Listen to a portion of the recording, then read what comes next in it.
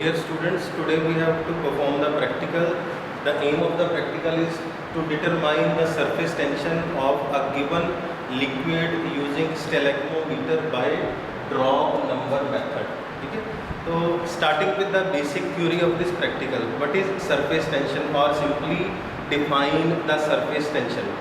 Surface tension क्या है इसकी अगर हम बेसिक डेफिनेशन देखें, surface tension it is defined as the force acting at the right angle on the surface of a liquid per unit length of the surface of the liquid. यानी कि ये एक सरफेस फिनोमिना है, force है। What is that force? ये force है क्या चीज़ है जिसके कारण ये फिनोमिना जो है सरफेस फिनोमिना लिक्विड्स के सरफेस के ऊपर एग्जिस्ट कर रहा है। It is defined as, in simple language it is defined as the force that is being exerted by the molecules present on the surface of a liquid by the molecules that are present in the bulk of the liquid. Liquid के bulk के अंदर जो molecules हैं वो surface के ऊपर जो molecules हैं उनको अंदर की तरफ, नीचे की तरफ खींच रहे हैं। In these liquid molecules there are two types of the intermolecular forces of attraction. First one are the cohesive forces and second one are the adhesive forces. What is the difference between cohesive and adhesive forces of attractions? Cohesive forces, that means the intermolecular forces of attraction between the like molecules, and adhesive forces between the dislike molecules.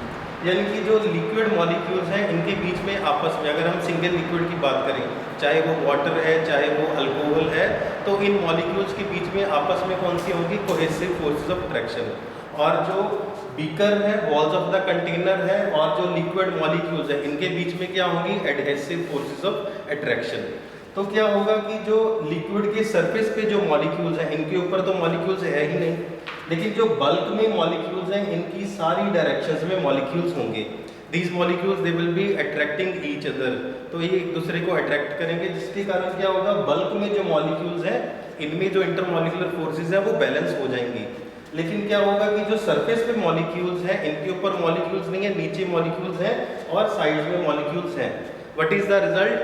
These molecules present at the surface of the liquid, they will be experiencing a net inward pull. ये अंदर की तरफ एक पुल experience करेंगे, एक force experience करेंगे, attractive force. यही attractive force क्या है? Surface tension. ठीक है, so that is the basic definition और basic meaning of the surface tension. क्या है ये चीज सरफेस टेंशन? इसका अगर हम यूनिट देखें, SI unit newton per metre, that means force acting on the surface of a liquid per unit length, that means newton per metre. CGS में आ गया डाइन्स पर सेंटीमीटर। अब ये जो सरफेस टेंशन है ये किन फैक्टर्स के ऊपर जो है डिपेंड करती है? What are the factors that affect surface tension? Surface tension को कौन से फैक्टर्स जो है वो अफेक्ट करते हैं? Why water has very high surface tension as compared to other liquids like alcohol and even as compared to the oil? तो surface tension that depends upon the magnitude of these intermolecular forces. जितना इन intermolecular forces का magnitude ज़्यादा होगा उतनी ही surface tension liquid के surface के ऊपर ज़्यादा होगी। Now in case of water, water molecules में क्या है? Hydrogen bonding. It is due to the strong hydrogen bonding water is having very strong very high value of the surface tension as compare to alcohol. And in case of the oil, these intermolecular forces between the oil molecules they are even weaker. So oil is more viscous than water but its surface tension is much lower than water. तो water की surface tension high होने का reason यही है कि इसमें hydrogen bonding होगी, जिसके कारण इंटरमॉलिकुलर फोर्सेस जो है अट्रैक्टिव फोर्सेस इनका मैग्नीट्यूड ज़्यादा है वाटर के केस में।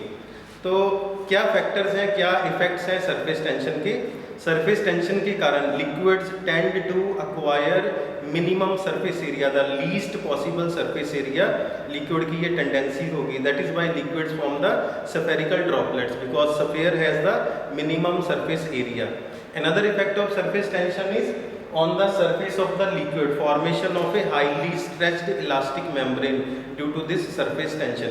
इसी के कारण क्या होता है कि जो डस्ट पार्टिकल्स हैं पेपर है, small insects, they are able to float over the surface of the water.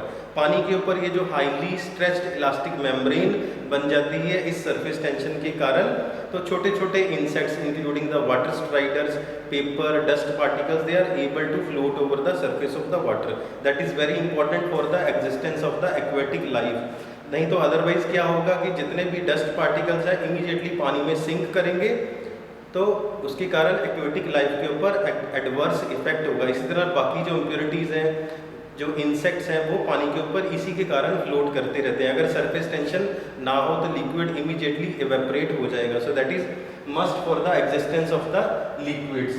Then with increase in temperature, अब हम बात कर लेते हैं कि कौन से फैक्टर्स सरफेस टेंशन को अफेक्ट करते हैं।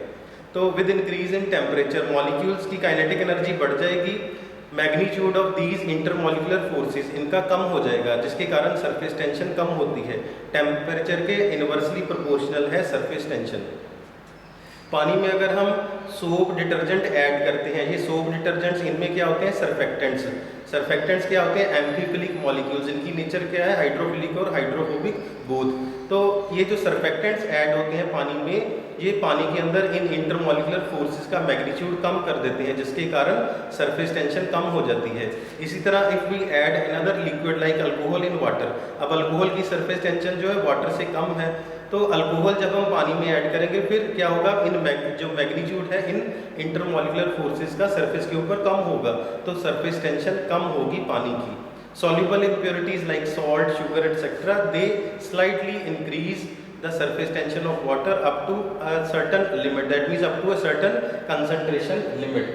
Now coming to the formula, how to calculate the surface tension of the given liquid. हमें जो लिक्विड दिया जाएगा, एक अल्कोहल दिया जाएगा, इथेनॉल, प्रोपेनॉल या ब्यूटेनॉल, हमने डिटरमाइन क्या करना है उसकी surface tension with respect to the known surface tension of water. That means we are determining the relative surface tension. Formula is gamma 1. Gamma is the symbol of surface tension. Gamma 1 divided by gamma 2. Gamma 1 क्या है, surface tension of water. Gamma 2 surface tension of the given liquid is equal to D1. D1 क्या है, density of the water, and D2 is the density of the given liquid at room temperature multiply by N2 divided by N1. अब ये N2 और N1 क्या है, N2 क्या है, number of the drops of the given liquid. जो हमें liquid दिया गया है उसकी हमने कितनी ड्रॉप्स काउंट की, डिवाइडेड बाय N1। N1 क्या है, number of drops of the water. यानी कि हम यहाँ पे इस प्रैक्टिकल में ड्रॉप काउंट मेथड या ड्रॉप नंबर मेथड में क्या कर रहे हैं, we are counting the drops of the given liquid and water. इनका फिक्स्ड वॉल्यूम जो है फ्लो करेगा स्टेलेग्मोमीटर में। So this is the stalagmometer. Stalagmometer कोई टिपिकल इंस्ट्रूमेंट नहीं है, it is a simply glass tube है, ठीक है। तो ग्लास ट्यूब है, इसके सेंटर में एक बल्ब है, बल्ब के थ्रू फिक्स्ड वॉल्यूम फ्लो करेगा लिक्विड का और वाटर का, और इसके बेस पे क्या है, एक फाइन कैपिलरी, एक बिल्कुल फाइन कैपिलरी लगी हुई है इस बेस पे बल्ब के नीचे, जिसमें से कि लिक्विड फ्लो करेगा और क्या बनेगा, उसकी स्फेरिकल ड्रॉपलेट्स बनेंगी। क्योंकि कैपिलरी के थ्रू लिक्विड फ्लो करेगा, एक्सटर्नल फोर्स एक्ट कर रही है और सरफेस टेंशन के कारण लिक्विड जो है इसको रेजिस्ट करेगा, तो स्फेरिकल ड्रॉपलेट्स की फॉर्म में बाहर निकलेगा।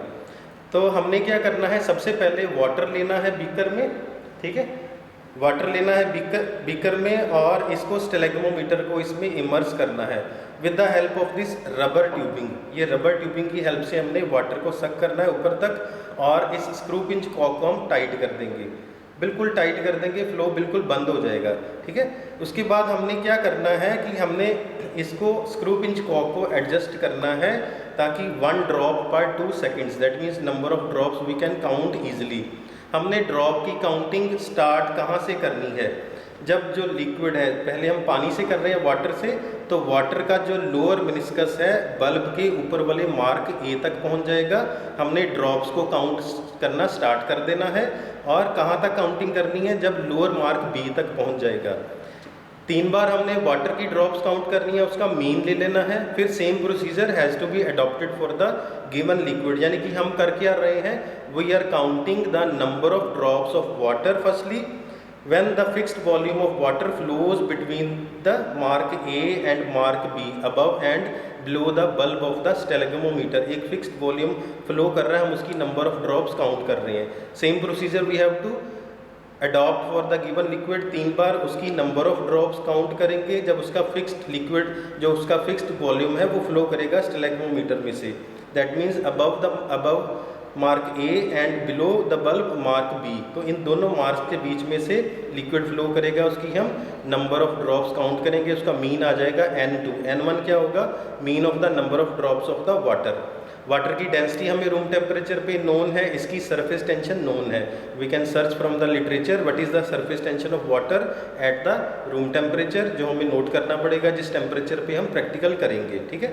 Same density of the given liquid is known, we have to calculate the surface tension of the given liquid, relative surface tension of the given liquid using this formula. Now coming to the procedure. तो हमने यहाँ पे क्या दिखा रहे हैं हम? स्टेलेग्मोमीटर. स्टेलेग्मोमीटर को ऑलरेडी हमने पहले क्या कर रहे हैं? Use water. पानी की सरफेस टेंशन नोन है हमें, डेंसिटी पता है हमें, D1 is given, gamma 1 is known and what we have to count N1 number of drops of the water. जब इसका फिक्स्ड वॉल्यूम जो है फ्लो करेगा between mark A and mark B above and below the bulb of the stalagmometer. ठीक है. अब हमने ऊपर तक रबर ट्यूबिंग की हेल्प से पानी को सक कर लिया, इसको बिल्कुल स्ट्रेट पोजीशन में यहाँ पे क्लैंप पे लगा दिया. तो क्या करेंगे अब? इस स्क्रू पिंच कॉक को एडजस्ट करेंगे ताकि ड्रॉप जो है अब उसको काउंट कर सके. अप्रोक्सीमेटली 1 ड्रॉप पर 2 सेकेंड.